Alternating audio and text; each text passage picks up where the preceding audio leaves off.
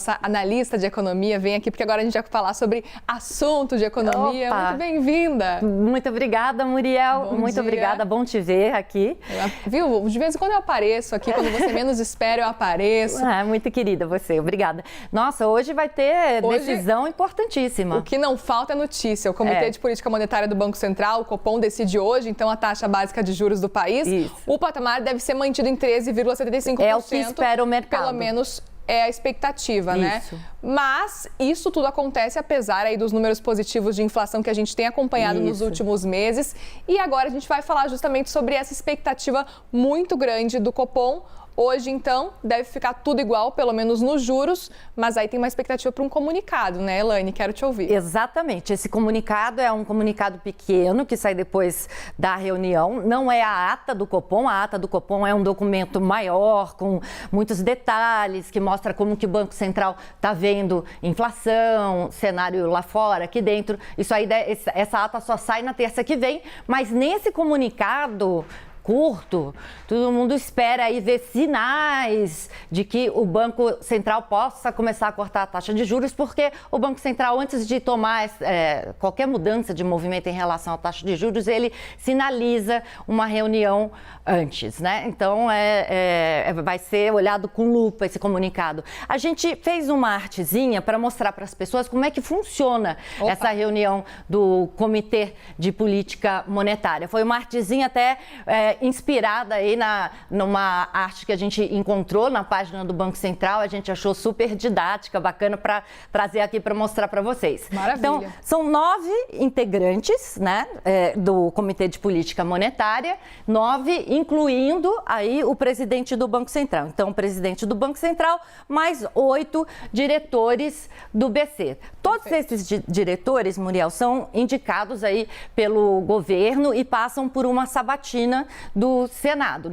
Nesta reunião de agora, o Gabriel Galípolo, ele não participou porque ele ainda foi indicado, né, pelo ministro da Fazenda, Fernando Haddad, mas ele ainda tem que passar pela sabatina do Senado. Ele já foi até exonerado, ele que é o número 2 da pasta da Fazenda, né, foi exonerado, mas ainda falta passar por essa sabatina. Né? Exatamente. E aí, por isso, não pôde participar dessa reunião de agora. No lugar dele ficou o diretor de política econômica, Diogo Guilhem, que acumulou aí as duas posições nas reuniões de ontem e de hoje. Perfeito. E o que está na mesa aqui, né? Então, uma das coisas, aliás, a principal de todas é a inflação. O Banco Central, ele precisa estabelecer ações que mantenham a inflação sob controle em torno da meta que é definido não pelo Banco Central, mas sim pelo governo, no Conselho Nacional, no Conselho Monetário Nacional, que participa o ministro da Fazenda, a ministra do Planejamento e também o presidente do Banco Central.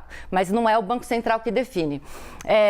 Hoje, analisando a inflação, você falou aqui anteriormente, a inflação está super comportada, o IPCA, que é o índice oficial de inflação, veio aí, o último veio muito menor do que os mais otimistas aí imaginavam. Está surpreendendo todo mundo, né? Surpreendendo todo mundo. A inflação do aluguel, que é a IGPM, você noticiou isso ontem no CNN Mercado, veio negativo, tem vindo aí negativa essa inflação, o dólar está em queda aí de quase 10% no ano, a maior parte, inclusive, nesse mês aqui, que teve queda. E a expectativa de inflação para esse ano e para o ano que vem, segundo o Boletim Focus, que a gente noticiou aqui na segunda-feira, é de queda também. Outra coisa que está aqui na mesa, as contas públicas do governo, né? O quanto que o governo deve arrecadar e gastar. Eles olham também essas contas públicas e a gente sabe que quanto mais o governo arrecada, isso aí também tende a pressionar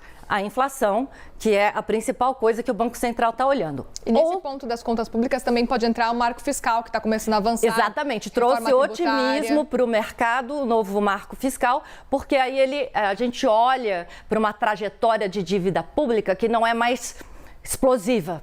tem os gatilhos que seguram esse crescimento de dívida, o que é super positivo quando a gente enxerga aí futuro da nossa economia. Então temos aí a inflação em queda na mesa, logo abaixo aqui, depois, logo do lado nas contas públicas tem aí o marco fiscal sendo negociado e avançando também no Congresso, assim como discussões envolvendo reforma tributária, tudo isso nas contas públicas. Exatamente, e a reforma tributária traz mais eficiência para o país, né? Vai trazer, se Deus quiser, aí no longo prazo ainda.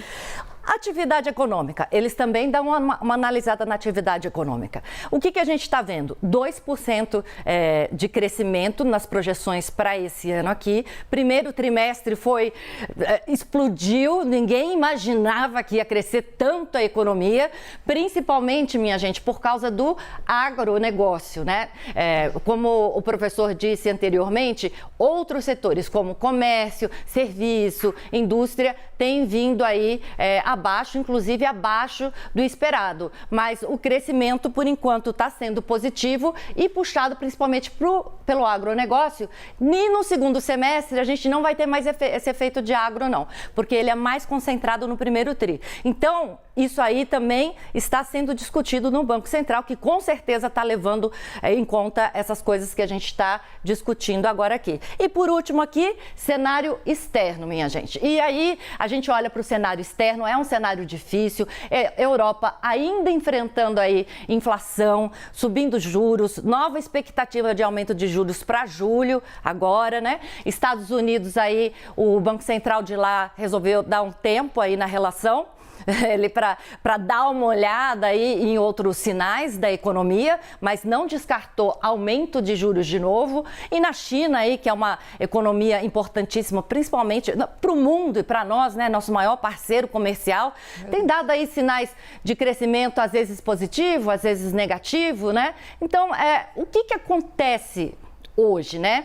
Enfim, a gente viu aí hoje na reunião do Banco Central, eles vão decidir em cima de todos esses cenários aqui que a gente falou e que ontem foram colocados nessa reunião. Enfim, em cima de todas essas exposições, esses 8 diretores mais o presidente do Banco Central vão decidir se a taxa de juros se mantém ou se ela cai. Ninguém mais, como você disse agora há pouco, está falando em aumento de taxa de juros. Então, se ela se mantém ou se cai, ou sinais de que ela possa cair em agosto, que a maior parte do mercado acredita, né?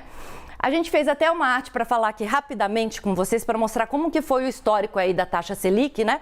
Ela já chegou a 13,75%, aí veio caindo por conta também de dados de crescimento mais fracos da economia, chegou a 6,5% em 2018, deu uma estacionada aqui, aí o que acontece em 2020? Pandemia.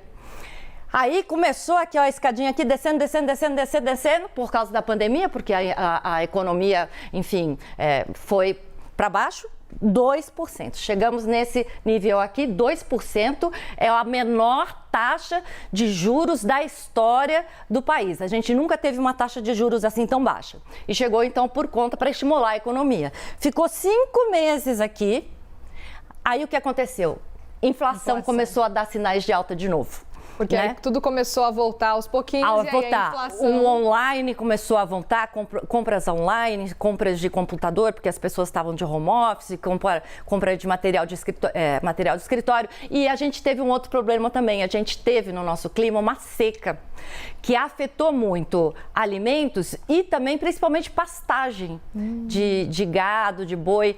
Lembra, nesse ano aqui, Muriel, a carne no primeiro semestre teve uma alta, se não me engano, de 40%. Lembra quando as pessoas compravam carcaça no açougue ou iam atrás de carcaça porque não tinha dinheiro para comprar carne?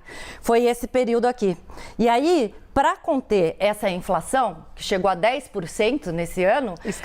Escadinha de juros, de novo, até chegar em 13,75% em agosto do ano passado. E a gente já vai fazer quase um ano com essa taxa aí de 13,75%, e quando a gente desconta a inflação, a taxa que a gente chama real de juros é a maior do mundo, a nossa taxa.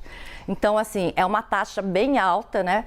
E dirá quem aí está com dívidas, né? As famílias brasileiras aí com dívidas, a gente tem muita gente com dívida, porque a taxa Selic que está sendo decidida hoje, ela é a base de todos os juros cobrados nos empréstimos. Então, se ela cai, a tendência é esses juros caírem também. E com essa alta subiu muito, encareceu muito crédito para financiamento em loja. E aí as pessoas se apertaram muito, né? Hoje o endividamento no Brasil tá bem alto. E é uma outra coisa que o Banco Central também tem que colocar aí nessa conta. Não à toa, o governo que começou há 6 meses está insistindo e muito para que essa queda aconteça o quanto antes. Exatamente. Elaine, obrigada. Muito bom te receber aqui.